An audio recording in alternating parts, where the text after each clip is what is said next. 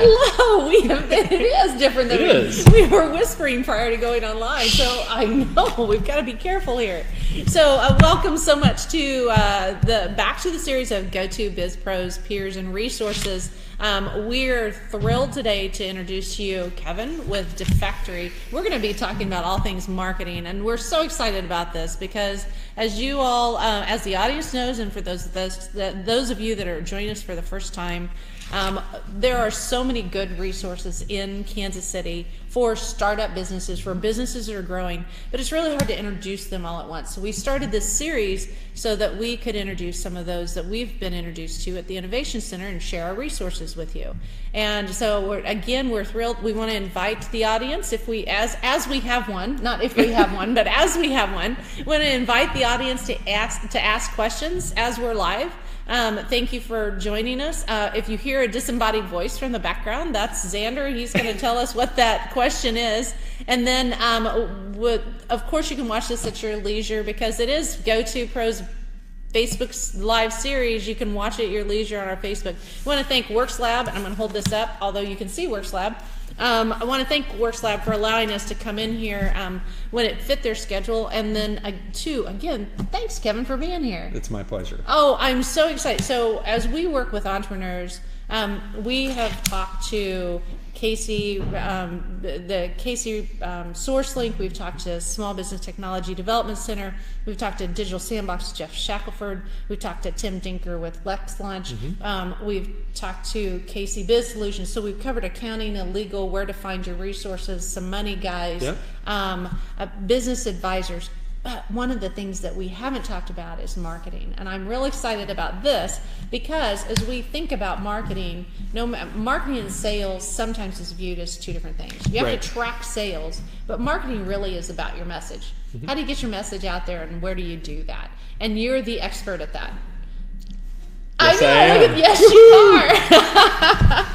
But you also are an entrepreneur too. Yes, so yes. Hopefully through today's conversation, maybe you'd like to share a little bit about what you see as an evolution of entrepreneur, because I know you mentor other entrepreneurs as they go through. But then I'd like to learn more about marketing. Cool. As we talk about that too. We'll dive into all of those subjects. Well, good. And I'm sure we'll go elsewhere too. Yeah, that'll be perfect. Yeah, let's do that. That'll be perfect.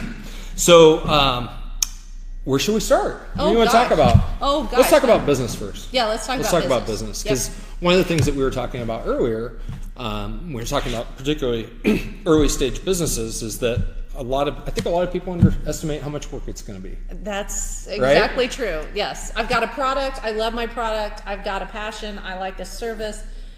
Everybody's going to love it. Yep. And then I launch. And there's a lot of work to get to the launch, but there's actually the grind. There's the grind. And it's funny, I used to congratulate myself internally on how many people I would talk into quitting perfectly great jobs to go pursue whatever it is they wanted to pursue. It's your dream. Yeah, not your dream, but hopefully with some logic. And I realized that was reckless because most people should not start a business. I'm just convinced of that. It's one of those things that requires a certain amount of emotional intelligence. It requires you to be able to compartmentalize when things are going suboptimally, when things are challenging, and it's really a very, very challenging road. The upside is exponentially rewarding in terms of time or being able to contribute to your community. I almost never think about the monetary aspect because those come when you just go out and And you do. You do, right? Yeah. Like the money comes if you go out and you put a good product to market, or you provide a reputable service. But the cool thing about what's going on in Kansas City is that there's resources here for those that do have a dream, right? And they want to maybe stay up late at night worrying about if they're going to hit payroll. They're okay with that. Right. They're thinking about the fact that they're providing roofs over somebody else's heads and food on their tables, and they're cool with that. Yeah, right? Somewhere in there, hopefully there's a plan. So it's not only about, hey, I'm going to launch, but I've thought through the processes of what I have to actually get that business ready to roll. Yeah. And it's a methodical process, and guaranteed that every single you can craft the most beautiful plan. I can go ahead and tell you that it's going to go the opposite direction of what you think. Right? Yeah, plans are great right. for like stuffing under uneven tables, because a lot of times they're going to change on you. Yeah, absolutely. So that's a big point. You've got to be agile as that entrepreneur. So you've got a plan, you've got a process, you think you know where you're going to go. Yep. I've always said that performers always lie, especially those early stage performers, because you just don't know. I mean, it's the best logical theoretical guess that you can go to. It's a guess, but you've got to move forward, and you've got to base it on something that's real and tangible. But you don't know until you get into the grind. Yeah. What you're going to be at, right. where you're going to be. Till the market starts giving you feedback on what your product or service is, right? I mean, that's ultimately the measure of your business. It's like, I don't care what it is that you're selling in the market, do your customers care? And are they willing to exchange their time, their attention, and their money for whatever it is that you're offering? Right. And you only learn that, you don't learn that by putting together a plan and crafting a plan. You learn it by going out and selling one of these postcards to one person, finding out what they feel about that postcard, and then going out and doing that 1.5 million more times and finding out if you need to change the postcard. It's an iterative process. Right. And that's what's fun about it, though, because entrepreneurs are creators. Like, I just figured out, like, the worst employee ever for 15 years was a lion in a cage. You know, it's like kind of like one of those kids who had an undiagnosed condition in school. I was trying to fit into this mold, and then realized that, you know, I like to color outside the lines, and that's what entrepreneurs like to do. They like to color outside the lines, draw their own pictures.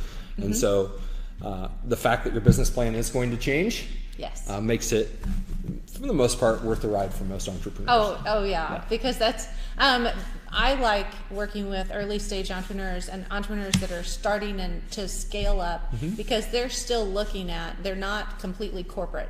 That doesn't mean that they don't have the ideas and they don't have policies or processes in place that help them get along to be a professional, but they also, they've got that same verve of being able to connect with market and look to see where they can be agile within that marketplace. And so a lot of what we hear from our clients at the Innovation Center, and from about every entrepreneur I've ever worked with, is how do I connect to my marketplace? Yeah. How do I do that? Yeah. What do I do other than going out and meeting my customer? If I've got something, for example, that's a business to business, that's a little bit more difficult to define or identify. So how do I connect with that customer? It's challenging. I mean, I actually give a talk on this. I call it business model validation, basically. And there's some methodology that we use, which, our approach as people who help other people grow businesses, and also as we're growing our businesses, you almost have to put on like an explorer's hat. Think of yourself as like an explorer in a marketplace, right? And that requires you to go out into the marketplace and find where your customers hanging out, a lot of times online. So there's so much cool stuff that's happening online with forums like Quora, Reddit. There's niche forums for everything that you could ever imagine. There's Facebook groups. And you can literally just be a fly on the wall and listen to them and figure out if what your hypothesis that you have for your business is actually going to improve their lives, reduce friction, make their lives better, right? It also kind of weighs how deep your marketplace is. Totally. So, because you can look at, if I've got this fantastic idea, nobody else has thought of it, you can go into the industry sector that you're interested in and find out really, truly how many others are out there. Yeah, you absolutely can. And find out feedback on what they're doing right or wrong, and if you have a niche within that. Yep. And a lot of things, like when people are in like the physical product space, what's really cool is going to Amazon's reviews. So you've got the 5-star reviews, you've got the 1-star reviews, look for the 3-star reviews. If you're making a better coffee mug, go look at the 3-star reviews for a coffee mug that's similar and figure out what's wrong with that coffee mug. What are the middle things where people said, hey, this was a good product, but it could have been great if it had these features? That's a pretty good key indicator in the marketplace as well, because you're hearing from people, they're just putting it out there because they wanted to put out a review. And that's their feedback on a product. Awesome. Yeah. What product's not on Amazon? Most mainstream products are. So if you're truly creating a new category, a new product with intellectual property, it's not going to work. But you could find a close alternative to it. This is again mostly in the consumer space, but it's a great resource out there. There's an enormous amount of information, And it's just putting your head down and saying, hey, I'm going to stop building the business for a day, and I'm going to be an explorer. And I'm going to put myself in my buyers or my archetype of my buyer's shoes and figuring out where they hang out. And it could be meetups, could be in person, is always wonderful. And it could be a variety of places online. But they're out there, and you just have to listen to them. So from that perspective, how important is it to really understand the psychology of the buyer? It's paramount. Like so we put ourselves in school, but yeah. I wish I would have got a psychology degree. And I know that sounds weird, right? Because most people get a psychology degree and then they're like, what am I going to do with my life? I would like to hire people at our company who have psychology backgrounds. When I meet somebody who's coming out of college or they're going into college and they say, I always say, what's going to be your major or what did you specialize in? And they say psychology. I say, awesome. You may or may not want to be work with people's heads, but there's another way that you can help people, and that's in the marketing space. If you understand psychology, you're going to be able to use the words and their persuasion that's going to put your product or service in the best possible light, and that then is going to give you a competitive advantage in the marketplace. So it's always all about solving problems and providing solution to the customer, and it's never about making money, and it's always about engaging. I know it's weird. It's like solving a problem is all you have to do, and that's a whole other series. But it's solving the problem so that they're engaged enough, or that they're intrigued enough to buy the product. And if they buy it once and you provide a good quality product, then they're going to come back, and they're going to tell their people in their social circle as well. I mean, some of the best products I've never spent anything on marketing because they've just made a remarkable product. I think about, they got bought by Dropbox, but it was called mailbox.com. It was a mailbox app. They had a wonderful campaign where you were put on this wait list, and I was like number 800 and something thousand, and that wait list kept reducing. And then they were going to give you this app that you didn't know what it did. But it all spread through like this word of mouth, because the first people that got it were like, hey, this is awesome, but you couldn't see it. You were just relying on like the first users. And it just, they had a great exit. They weren't around very long, but like. Did they ever make to the 800 and whatever number? Yeah, I got Mailbox. Oh, okay. Just it was a better email platform. Yeah. It was better. And now iOS has all those same components built into it. Swipe to delete, that type of stuff. But that's what it was. Yeah. So having a great product that, reduces friction in people's lives, lets them tell a story about, how their lives are going to be better after they procure your product or service, that's the name of the game. I don't believe that people buy products and services. They hire people to accomplish goals, or they hire a product to solve a problem for them or to make their life more enjoyable. And they're usually buying the story that they associate with that product or service. And hey, this coffee mug is going to make me feel like a stallion because it clashes with my sport coat. And I'm going to buy it because I want to look like, a stallion, right? And I'm telling myself a story. This coffee mug could be bought in many different varieties. I could get the orange one, but it's a story I'm going to tell myself. And that's what the key to marketing is. It's through storytelling. It's really what it's all about. So we were talking earlier about those companies that have done a really good job because they know their product, they know what their sales are, they've paid attention to management and building that, but they really don't have a marketing team. That's been they've been very successful, but it's kind of a side effect because there's not someone who owns it, right? Who really owns that marketing piece of it. And that's really a specialty that you bring into the marketplace in the Kansas City region and around, because you can fill in as that group who owns that marketing, who is mindful of it, and who is the watchdog for the company. Yeah, and we're a little bit different because a lot of people who start marketing companies, maybe it's a web designer or a graphic designer who basically wants to fire their boss and go to work for themselves. So if you've ever read E-Myth or E-Myth Revisited, they're the technician, right?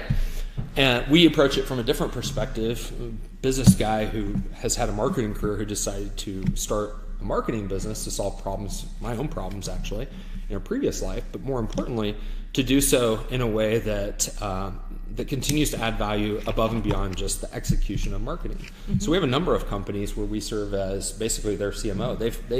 They've grown into enormous companies, Inc. 500, $25, $30 million, great success. And they look at the marketplace and they see their competitors have these websites that look great on mobile phones, and they have this stuff called social media, which they're terrified of because they haven't needed it before. And they just want to have somebody take care of that, get them current, and then do the proven things that need to be done that every, like B2B is mostly what we specialize in. Every B2B business knows they should be doing, but they don't have anybody to spearhead it. They don't have anybody to execute it. And that's where we've been solving problems for a number of companies here in Kansas City. So you mentioned social media, and social media is a huge part. The digital age has really completely transformed how we shop, how we live, how we look, and how we, every aspect of our lives. Everything. So social media, there's not one place in the planet in Kansas City that I don't think you could. That's a double negative. Let me rephrase that. Rewind, Xander. Rewind that. Yeah. Could you edit this part out? Really? Come on, Xander. It's live. All right. So, but what I started to say is you can go all around the metro area, and there are resources that say, here's how you do social media. So there's a lot of great early stage resources out there. However, is there something consistent about that the person that is just getting started, that they are looking at their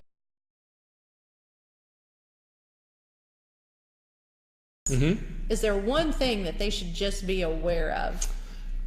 My advice is, so depending on what type of business you have, your audience is going to be more receptive on, let's say, Instagram versus Facebook or Twitter versus Facebook, right?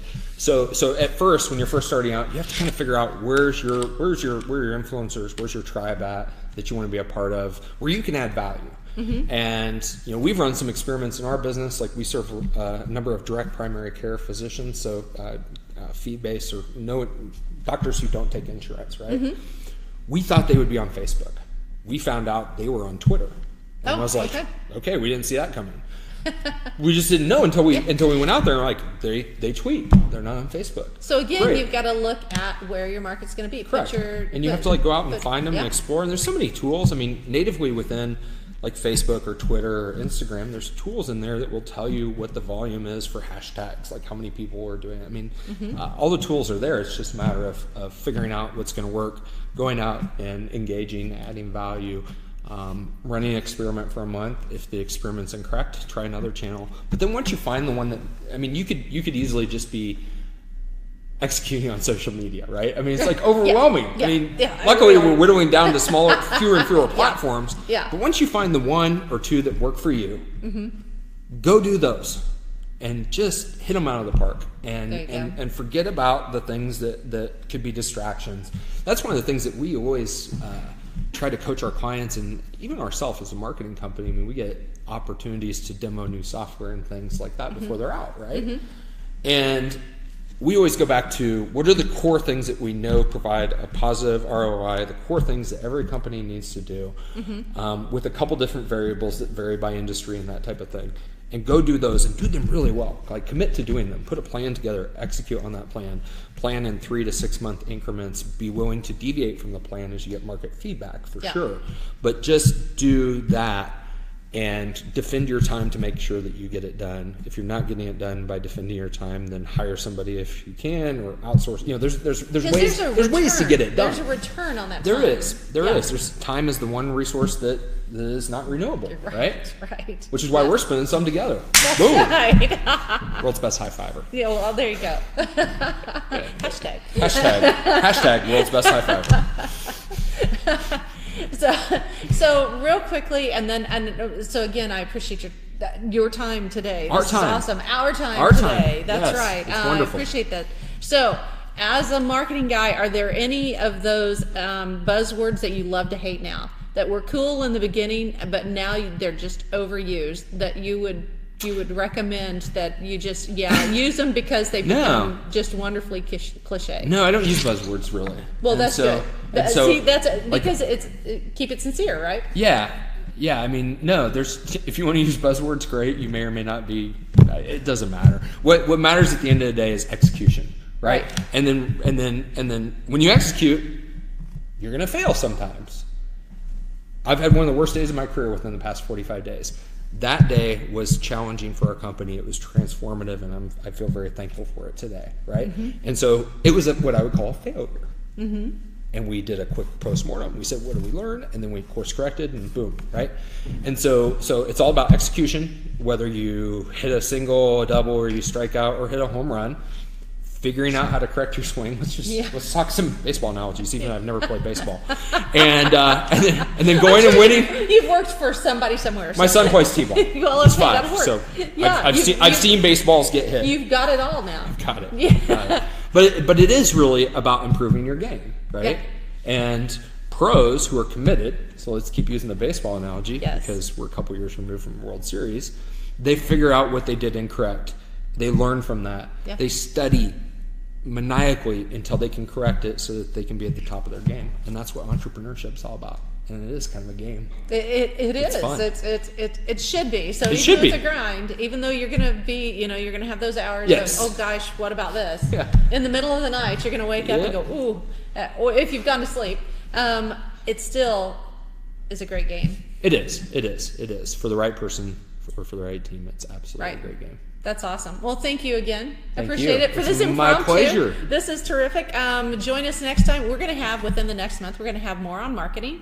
We're going to have someone talk to the audience about payroll, making sure that they understand as they're growing and as they're scaling what they need to have from a back office perspective. Nice.